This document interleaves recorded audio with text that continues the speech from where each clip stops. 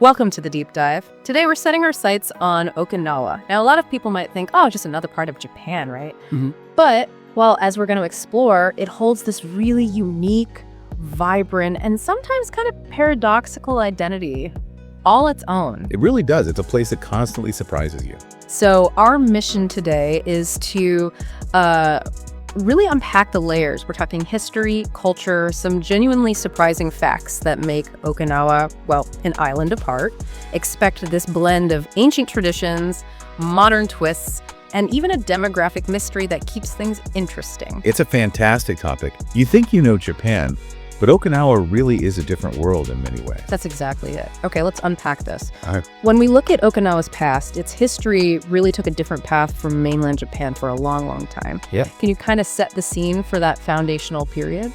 Absolutely. So for over 400 years, roughly 1429 to 1879, Okinawa wasn't part of Japan. It was the independent Ryukyu Kingdom. And it wasn't just existing, it was thriving. It was this major maritime trading hub. Think of it like a bustling crossroads. An entrepot is the term. Okay. Yeah, a central point where goods, people, ideas, they flowed in from China, Southeast Asia, India, Korea. All this exchange created this really unique fusion culture. You just don't find it anywhere else. Fusion culture. So absorbing bits from everywhere. Exactly. It let them navigate relationships with powerful neighbors, China, Japan, without getting completely swallowed up by any single one. It was quite strategic. And you can actually see that fusion in official documents from back then. Oh, definitely. Take the Jiri show. These were their official writs or announcements. They're a perfect example. They combined Japanese hiragana script, that flowing script, with Chinese dating systems and official seals. Nowhere else did that. Wow. It wasn't just, a bureaucratic quirk. It really symbolized their position, balancing these complex diplomatic ties. It was like cultural synthesis as a survival tool. So it wasn't just goods moving around, but big ideas, beliefs too. Precisely. Take their religion. Their indigenous beliefs got deeply interwoven with influences like Shinto and Buddhism. A really core concept is Nirekanai. Nirekanai. Yeah, it's this sort of mystical paradise they believed was out in the Eastern Sea. Legends, especially from Kudaka Island nearby, say Nirekanai was the source of blessings, even the seeds for their staple crops, like rice and grain. So a deep connection to the sea and nature. Absolutely. It wasn't just folklore, it shaped their whole worldview. This profound respect for nature being the source of life.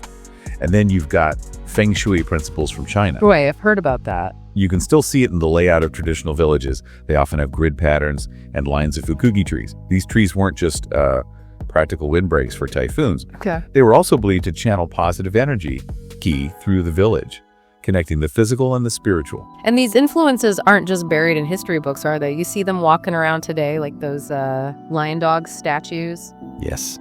The shisa, they're everywhere. On rooftops, gate posts. You really can't miss them. Tradition says one has its mouth open to scare off bad spirits, and the other's mouth is closed to keep the good spirits in. Oh, okay. Yeah, part folklore, part, protectors. Totally Okinawan. And then you see Ishiganto stone tablets. Ishiganto. Yeah, they're placed at T-junctions in roads. The belief is they ward off evil spirits that might, get stuck at crossroads. Huh, interesting. And the tombs. The unique Kamekubaka, the turtleback tombs. They're these really distinctive family crypts, probably originating from Fujian in China centuries ago. They're still used. These aren't museum pieces, they're living parts of the culture. So this incredibly rich, layered history, and then modern history, especially after World War II, added completely new, maybe unexpected layers, didn't it? Reshaping daily life. It really did. I mean, one of the biggest factors is the U.S. military presence. It's significant and, quite concentrated. How concentrated? Get this.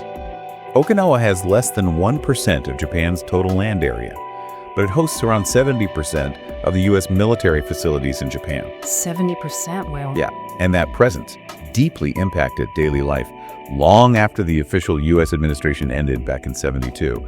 It changed everything from the sounds you hear to architecture and even the food. Okay, the food angle sounds interesting. Obviously, a huge military presence changes things, but what were some of the maybe surprising impacts, especially with food? Well, you might not expect this, but Spam. Spam, really? Absolutely. It became a total staple during the post-war food shortages when the U.S. military was distributing supplies. And it stuck. It's completely integrated now. Integrated how? You'll find it sliced in onigiri rice balls. It's fried up in goya champuru, which is a classic Okinawan stir fry. Sometimes it's just there in a bento box. It's not ironic, it's just food. Really shows how adaptable the culture is. That's wild. And speaking of goya champuru, you mentioned goya. That's the bitter melon, right? The knobby green thing most people find challenging. Oh yeah.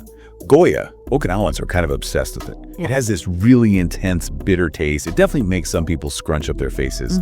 But there, it's revered. It's comfort food. It's seen as medicinal. It's nostalgic. You find it everywhere. Lunch boxes, school meals, even Goya chips and Goya tea.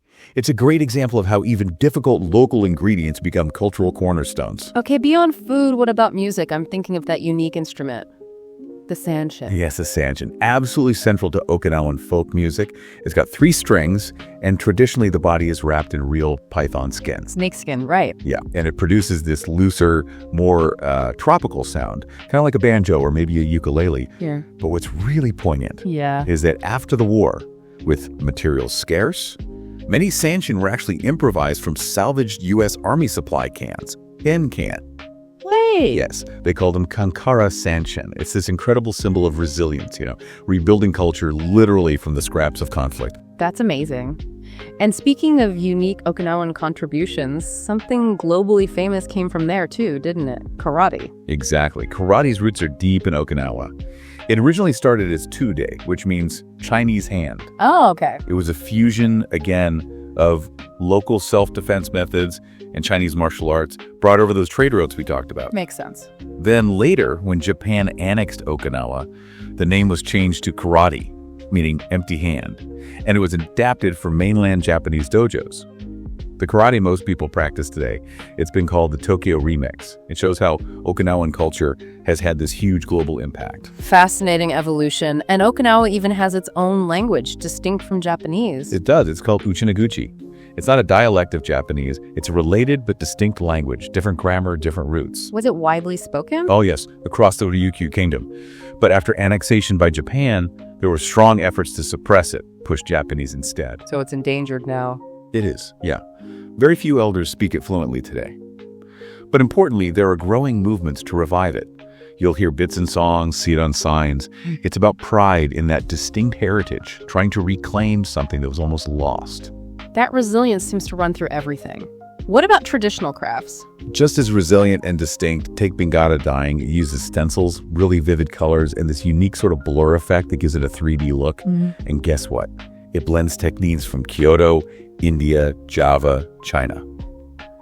There's that fusion again. Always circling back to that. Right. And then there's Bishofu fabric. It's woven from banana fibers. Banana fibers. Seriously. Yep. It's incredibly sturdy, but also breathable, so it's worn by everyone, from commoners to royalty. These crafts, Bingada, Bishofu, they aren't just pretty things. They really represent that enduring Okinawan spirit, rebuilt after the devastation of WWI.